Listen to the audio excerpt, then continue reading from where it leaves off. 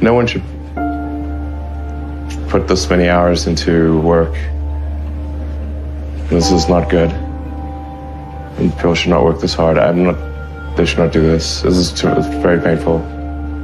Painful in what sense? It hurts my brain and my heart. So this is not recommended for anyone. I just did it because if I didn't do it, then good chance Tesla would die. When my brother and I were starting our first company, instead of getting an apartment, we just rented a small office and we slept on the couch. And we showered at the YMCA, and we're so hot up we had just one computer. So the website was up during the day, and I was coding at night, 7 days a week, all the time. And I sort of briefly had a girlfriend in that period, and in order to be with me, she had to sleep in the office. So work hard, every waking hour. That's the thing I would say particularly if you're starting a company. And I mean, if you do simple math, you say okay, if somebody else is working 50 hours and you're working 100, you'll get twice as much done in the course of a year as the other company. I mean, Tesla really faced a severe threat of death due to the Model 3 production ramp. Essentially, the company was bleeding money like crazy, and just if we didn't solve these problems in a very short period of time, we would die. And it was extremely difficult to solve them. How close to death did you come? Within single-digit weeks.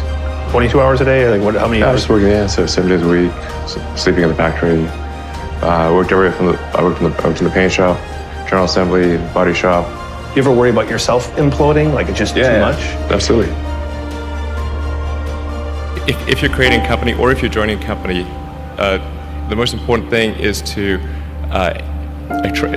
attract great people. So either join a group that's amazing, that you really respect, or if you're building a company, you've got to gather great people. I mean, all a company is a group of people that have gathered together to create a product or service.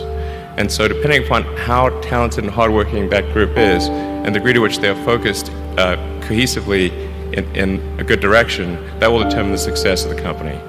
So do everything you can to gather great people if you're creating a company. It's good to think in terms of the physics approach or first principles, which is, rather than reasoning by analogy, you boil things down to the most fundamental truths you can imagine, and you reason up from there. And this is a good way to figure out if something really makes sense, or if it's just what everybody else is doing. It's hard to think that way. You can't think that way about everything. It takes a lot of effort. But if you're trying to do something new, it's the best way to think. And that framework was developed by physicists to figure out counterintuitive things like quantum mechanics. So it's really a powerful method.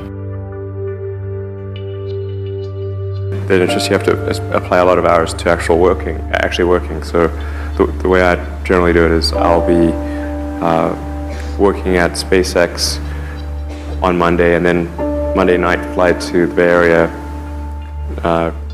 spend Tuesday and Wednesday in the Bay Area, then at Tesla, and then fly back on Wednesday night, spend Thursday and Friday at SpaceX. In the last several months, then I would fly back here on a Saturday and either spend Saturday and Sunday at Tesla or spend Saturday at Tesla and Sunday at SpaceX. Just showing up is half the battle. Just, you got to try hard to do it, and don't be afraid of failure. You also need to be rooted in reality.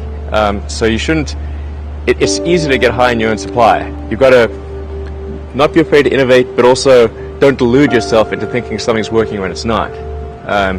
Or you're going to get fixated on a bad solution. Yeah, don't be afraid of new arenas. You can get a book, you can learn something, and experiment with your hands, and just make it happen. Find a way or make a way to get something done.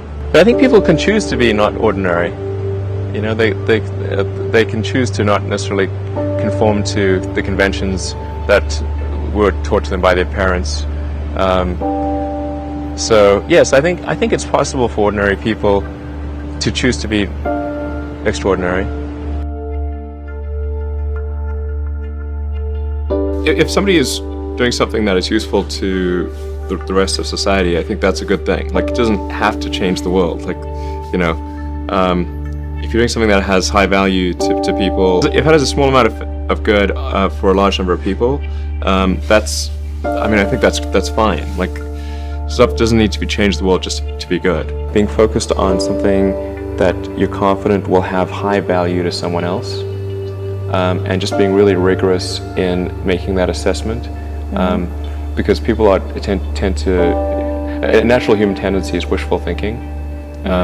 So a challenge for entrepreneurs is to say, well, what's the difference between really believing in your ideals and sticking to them versus pursuing some unrealistic dream that doesn't actually have merit? And that is a really difficult thing to tell. Can you tell the difference between those two things? Right. You know? So you need to be sort of very rigorous in your self-analysis. I think certainly extremely tenacious,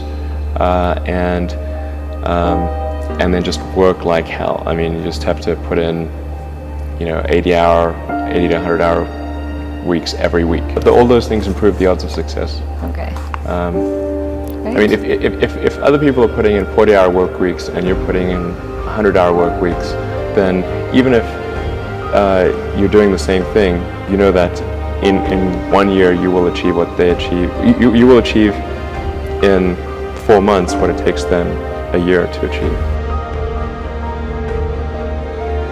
You construct this like there's this great holy grail potential in the future. You have to stay grounded in the short term. So because if you don't do things that pay the bills, you're not going to achieve the ultimate long-term objective. But it's nice to have that sort of holy grail long-term potential out there as an inspiration for coming to work. It's really a mindset. You have to decide we're going to try to do things differently. Well, provided that they're better. You shouldn't do things differently just because they're different. They need to be different and better. But I think you just have to sort of decide. Let's think beyond the normal stuff and have an environment where that sort of thinking is encouraged and rewarded, and where it's okay to fail as well. Because when you try new things, you try this idea, that idea. Well, a large number of them are not going to work, and that has to be okay. If every time somebody comes up with an idea that has to be successful, you're not going to get people coming up with ideas. You had that third failure in a row. Did you think, I need to pack this in? Never. Why not? I don't ever give up. I mean, I'd have to be dead or completely incapacitated